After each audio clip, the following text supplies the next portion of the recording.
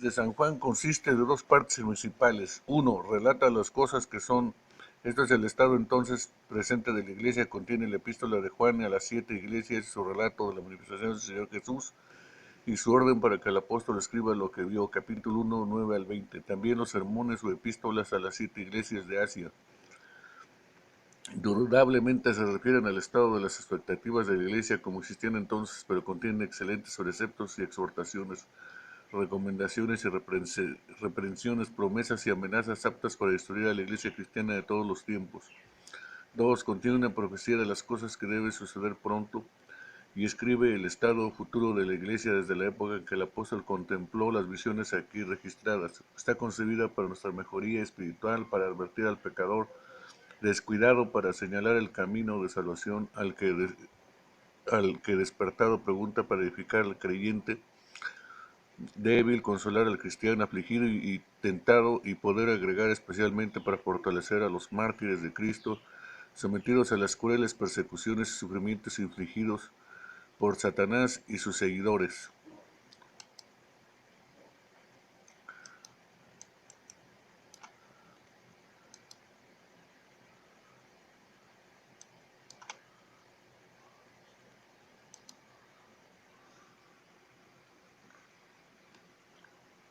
Apocalipsis, el libro de la revelación de Jesús.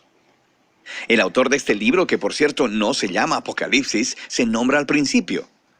Fue escrito por Juan, lo que podría referirse al discípulo amado que escribió el Evangelio y las cartas de Juan, o podría ser un Juan diferente, un judío mesiánico que viajaba enseñando en la iglesia primitiva. Sea el Juan que fuera, deja claro en el párrafo introductorio qué clase de libro ha escrito. Primero que nada, lo llama una revelación o apocalipsis. La palabra griega es apocalipsis y se refiere a un tipo de literatura muy conocida para los lectores de Juan, debido a las escrituras hebreas y a otros textos judíos populares. El género apocalíptico registra los sueños y visiones simbólicas del profeta, los cuales revelan la perspectiva celestial de Dios en la historia y en los eventos actuales, de modo que el presente pueda ser interpretado a la luz del resultado final de la historia. Y Juan dice que este Apocalipsis es una profecía, lo que significa que es una palabra procedente de Dios para el pueblo de Dios, hablada a través de un profeta, usualmente para advertirles o para consolarles en un tiempo de crisis. Al llamar a este libro una profecía, Juan está diciendo que se levanta en la tradición de los profetas bíblicos y está trayendo su mensaje a una culminación. Esta profecía apocalíptica fue enviada a personas reales, a quienes Juan conocía. El libro empieza y concluye con una carta circular que fue enviada a 7 iglesias en la antigua provincia romana de Asia. Ahora, el 7 es un número lleno de significado para Juan. Es un símbolo de plenitud basado en los 7 días del ciclo del Sabbat en el Antiguo Testamento. Y Juan ha entretejido el número 7 en cada parte de este libro. Ahora, con esta introducción, Juan nos ha dado una guía clara acerca de cómo quiere que entendamos este libro. La apocalíptica judía se comunica a través de imágenes simbólicas y números. No es un código secreto que predice la fecha del fin del mundo. Más bien, Juan está usando constantemente estos símbolos, extraídos del Antiguo Testamento, y espera que sus lectores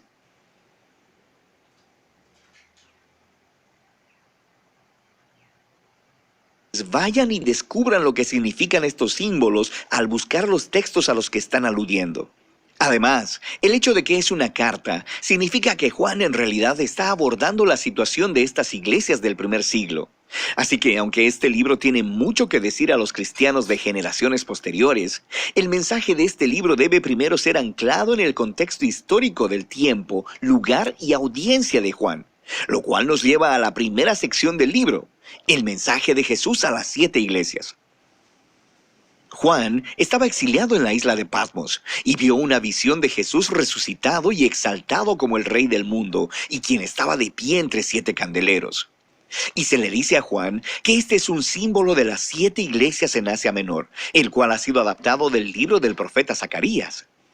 Jesús empieza a abordar los problemas específicos que cada iglesia enfrenta. Algunas eran apáticas por su prosperidad y su influencia. Otras estaban moralmente corrompidas. Sus miembros todavía estaban comiendo comidas provenientes de rituales paganos y teniendo sexo casual en los templos paganos. Pero en otras de las iglesias, sus miembros permanecieron fieles a Jesús y estaban sufriendo acoso y hasta persecución violenta. Y Jesús advierte que las cosas se van a poner peores. Una tribulación que viene sobre las iglesias y las obligará a elegir entre la transigencia o la fidelidad. Para el tiempo de Juan, el asesinato de cristianos por parte del emperador romano Nerón ya había pasado y probablemente estaba en marcha la persecución por parte del emperador Domiciano. Así que la tentación era negar a Jesús, ya sea para evitar la persecución o simplemente para unirse al espíritu de la época romana. Jesús les llama a la fidelidad para que ellos puedan vencer o literalmente conquistar. Y Jesús promete una recompensa para todos los que se mantengan fieles en esas iglesias. Cada recompensa se extrae directamente de la visión final del libro sobre el matrimonio del cielo y la tierra. Así que esta sección inicial establece la tensión principal de la narrativa que guiará el desarrollo de la historia en este libro. ¿Permanecerá el pueblo de Jesús? ¿Heredarán el nuevo mundo que Dios tiene preparado? ¿Y por qué la fidelidad a Jesús se describe como una conquista? El resto del libro es la respuesta de Juan a estas preguntas. Después de esto, Juan tiene una visión del trono celestial de Dios y la describe con imágenes extraídas de muchos profetas del Antiguo Testamento. Alrededor de Dios hay criaturas y ancianos que representan a toda la creación y a las naciones humanas. Y estos le están rindiendo honor y lealtad al único Dios, Creador verdadero, quien es santo, santo, santo. En la mano de Dios está un rollo cerrado con 7 sellos de cera. Simboliza el mensaje de los profetas del Antiguo Testamento y el rollo sellado de las visiones de Daniel.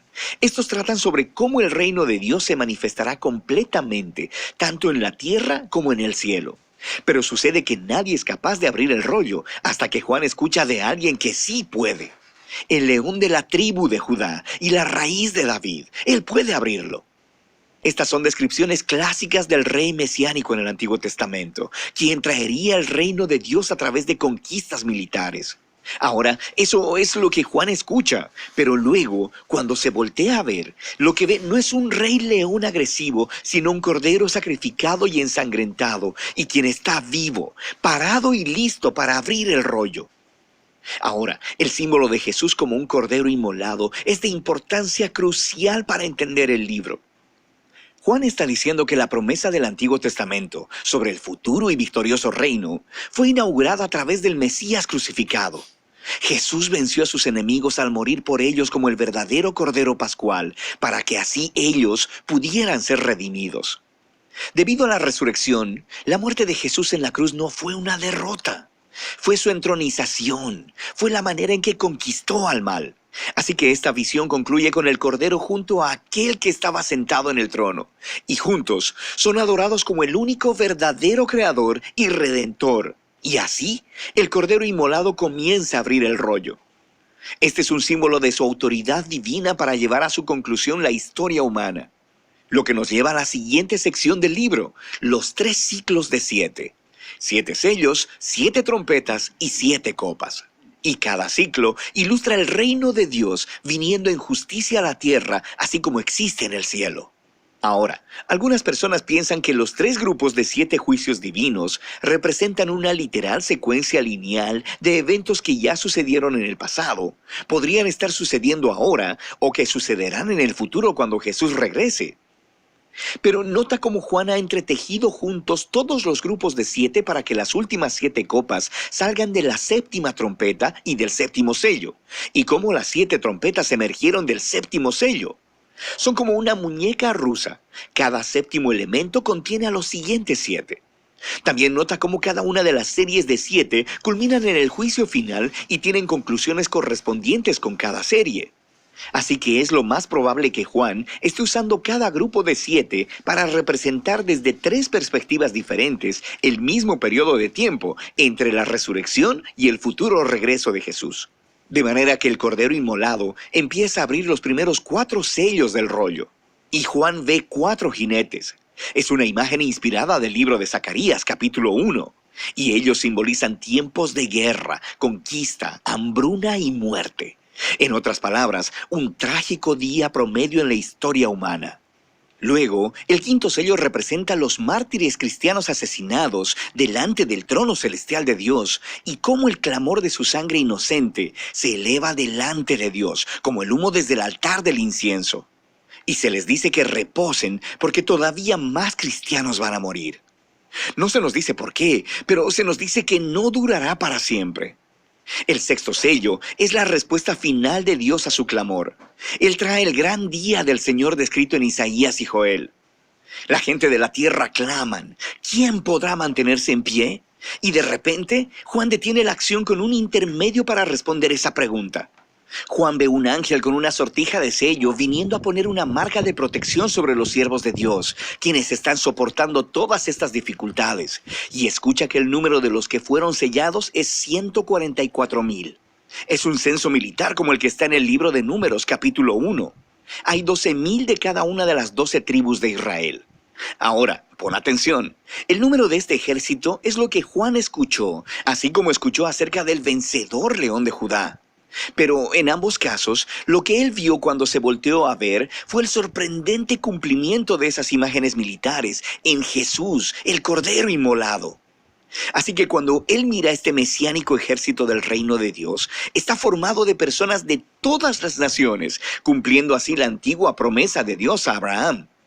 Este ejército multiétnico del Cordero puede sostenerse delante de Dios porque han sido redimidos por la sangre del Cordero y ahora son llamados a conquistar, no matando a sus enemigos, sino sufriendo y dando testimonio, justo como el Cordero. Después de esto, el séptimo y último sello se rompe. Pero antes de que el rollo sea abierto, las 7 trompetas de advertencia emergen y fuego es tomado del altar del incienso. Este simboliza el clamor de los mártires y su derrame sobre la tierra trae la realización del día del Señor. Ahora, con las 7 trompetas, Juan da un paso atrás y cuenta de nuevo la historia, esta vez con imágenes de la historia del Éxodo. Así que los primeros 5 sonidos de trompeta reproducen las plagas enviadas sobre Egipto. Luego, la sexta trompeta libera a los 4 jinetes que vinieron de los primeros 4 sellos. Pero luego Juan nos dice que a pesar de todas estas plagas, las naciones no se arrepintieron, justo como el faraón no lo hizo en la historia del Éxodo. De manera que parece que el juicio de Dios por sí solo no traerá a las personas a un arrepentimiento humilde delante de él. Entonces Juan detiene una vez más la acción con otro intermedio. Un ángel le trae el rollo sin sello, el cual fue abierto por el Cordero. Y tal como a Ezequiel, se le dice a Juan que se coma el rollo y que proclame su mensaje a las naciones. Finalmente, el rollo del Cordero es abierto y ahora descubriremos cómo el reino de Dios vendrá a la tierra. El contenido del rollo se describe en 2 visiones simbólicas. Primero, Juan ve el templo de Dios y a los mártires junto al altar, y se le dice que mide el templo y que los separe. Es una imagen de protección tomada de Zacarías capítulo 2. Pero los atrios de la ciudad son excluidos y son pisoteados por las naciones.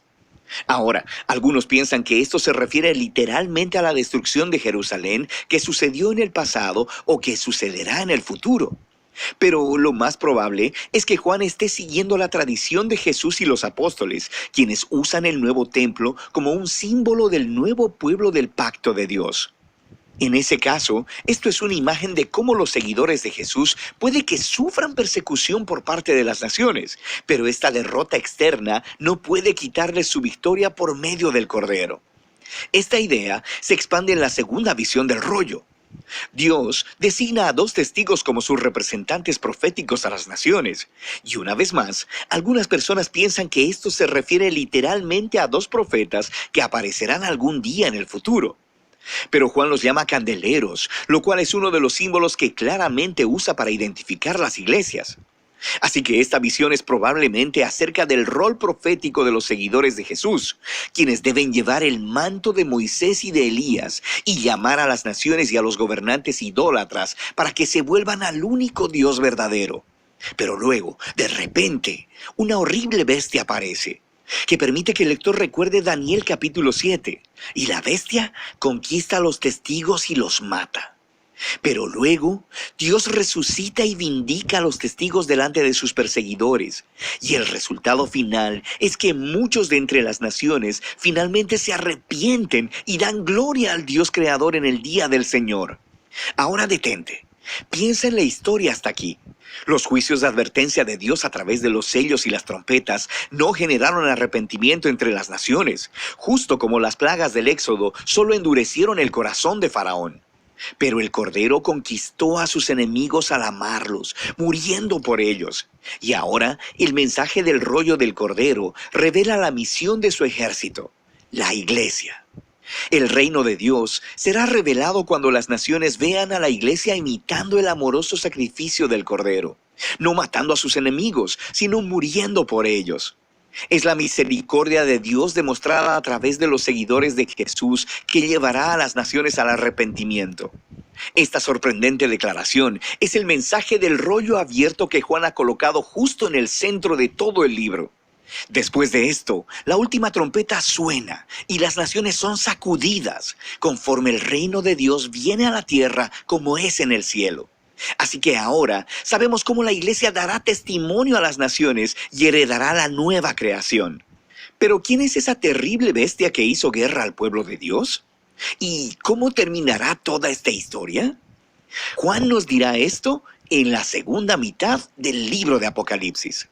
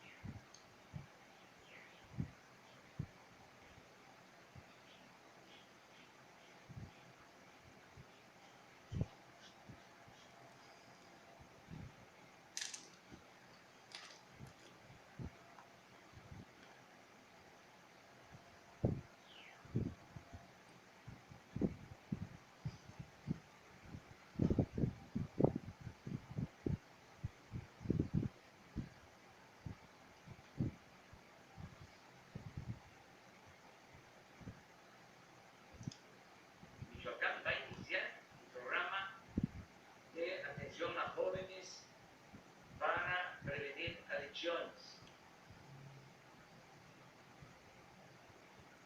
Hay estados